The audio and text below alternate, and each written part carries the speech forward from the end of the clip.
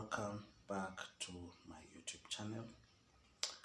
It is 14th of November 2023, and of course the biggest news right now going on is the elections in Nigeria.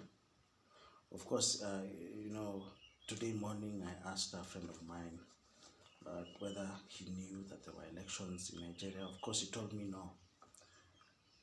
In fact, this friend of mine also, I asked him, what is the capital city of Mauritania? This friend of mine told me Mauritius. So I understand that most people don't buy newspapers. I understand that most people are not aware of what is going on. There are elections in Nigeria known as off-cycle elections, and people in Nigeria are choosing their new governors who will lead them. Of course, states like Imo State, Bayelsa, and many other places.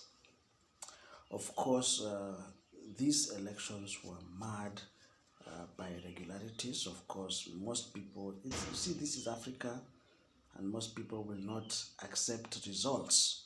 Most people will say that, there was voter intimidation, there was voter bribery, there was, of course, they broke many election laws. There was, voter buying, and of course there was a man who was caught with, he had already produced results even before the results. He was found with a bag full of I think it was 10 million naira, and he had already printed the results. So of course that is a problem here in Africa. Of course, every time in every election cycle, there are people who will try to undermine democracy. There are people who want to overrule the will of the people. There are many people who are interested to hijack the process. And of course, in Nigeria, it was not an exception. Yesterday, right now as I'm talking, the results are streaming in for elections in Nigeria.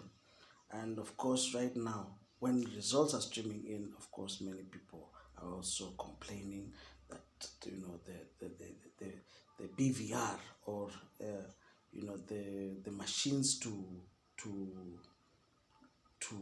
verify the voter, most of them are not working. Most people are not on the voters register.